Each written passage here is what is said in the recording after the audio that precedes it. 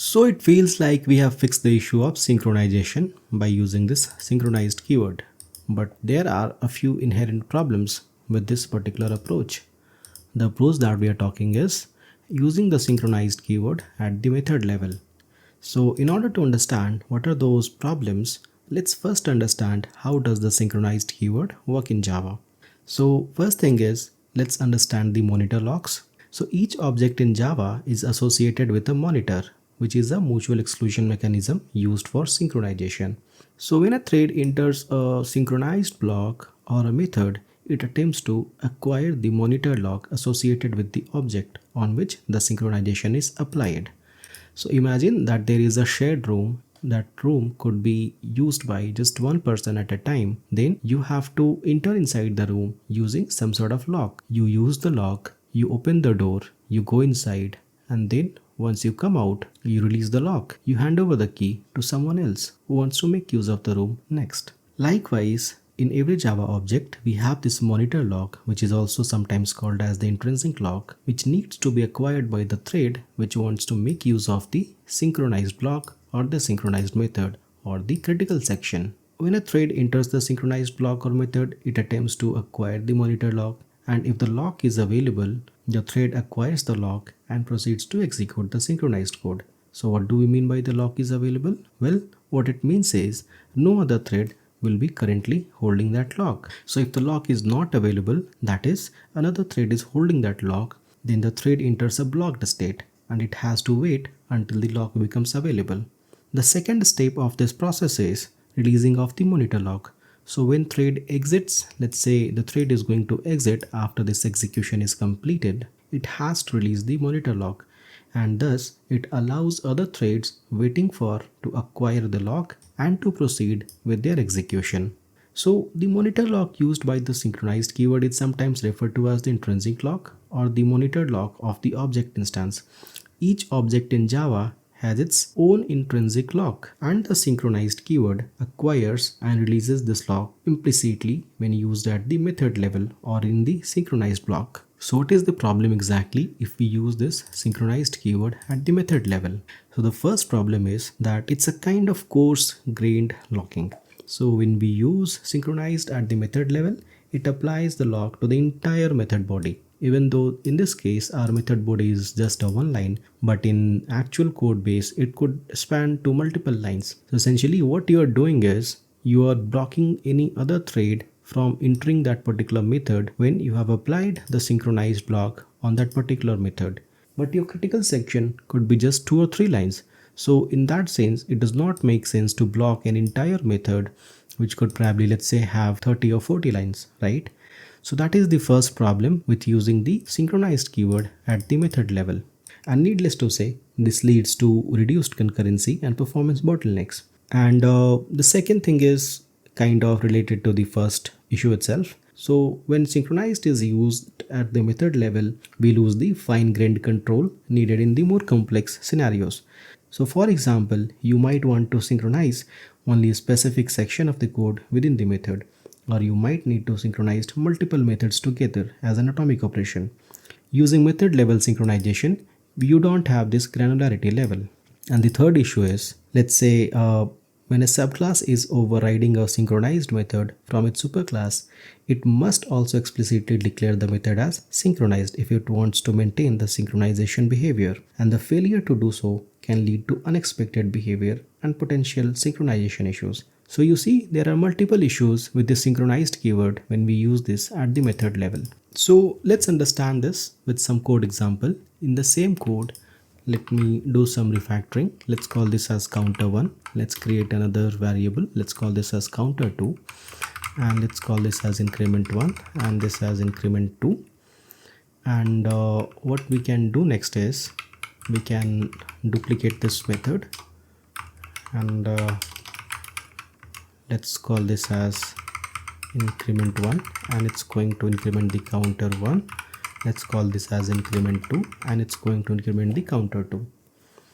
Let's print these values in the last.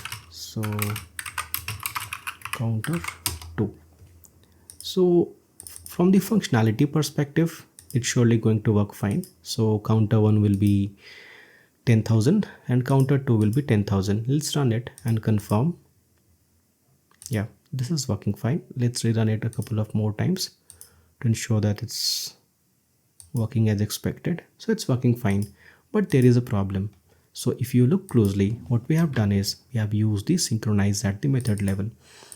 So let's say thread 1 starts working, and at that particular point of time increment 1 is getting invoked.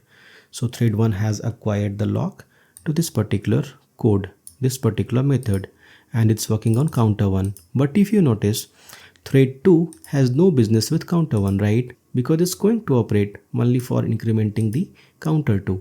So in this case, even though thread 2 is not directly working on counter 1, it will be blocked because this synchronized behavior is going to acquire the class level lock. So this is the class level lock. For this particular class, there is only one lock, which is this intrinsic lock or the class level lock or the monitor, and that is acquired or held by the thread 1. And in that sense, thread 2, even though it was not supposed to be blocked, it's blocked now. So I think you see the problem now, and that is one major problem with the synchronization at the method level. So to address these concerns, it's often recommended to use explicit locking with synchronized blocks, or to use more flexible concurrency utilities provided in the Java util concurrent package, such as lock interfaces, reintrant locks, read-write lock, etc. And we will be learning all these things going forward in this tutorial. But for now, let's understand how can we fix this scenario by the uses of custom locks. So let me create another class. Let's call this as lock with custom objects. So first of all, let's have the counter variables. So private static int counter 1 as 0. Let's duplicate this. Let's call this as counter 2, and let's have the main method. In the main method, we will have two threads. So let's call this as thread 1, let's call this as thread 2, and this will be incremented for 10,000 times. Let's call the increment 1. Let's copy this one and let's rename this to increment 2, and let's start the threads. So 2 dot start, and let's wait them to complete their execution. So in catch we will have interrupted exception, maybe call this as E, and then we want to throw a runtime exception. Let's call 1 dot join, and then 2 dot join, and let's print the value counter 2. What we want to do now is we want to implement the increment methods. So increment 1, and this time we don't want to have the synchronized keyword at the method level. Rather, where we want to place this is at the block level, where we want to do the synchronization. So this will be counter 1 plus plus, and if you notice, when we place this at the block level, it's expecting us to pass something. What does it expect us to pass? Well, it expects us to pass the lock on which we want to lock this critical section, so that two different threads for this particular critical section cannot enter in this code block. So the way we will do it is that we will define two locks. So let's call this as private static final object lock 1 new object, and let's do for lock 2 as well in the similar manner. And now we can have this on lock 1. So let's duplicate this, and let's call this as increment 2 and increment 2, right? So basically what we have done is that we have the increment 1 method and then increment 2 method, And these two methods are supposed to work for two different variables, counter 1 and counter 2. And since these two methods are being used by two different threads, and moreover these two methods are working on two different shared resources, not the same one, which is counter 1 and counter 2, we want to lock it on two different locks. So basically for this critical section, if you want to acquire this particular area, you have to access lock 1.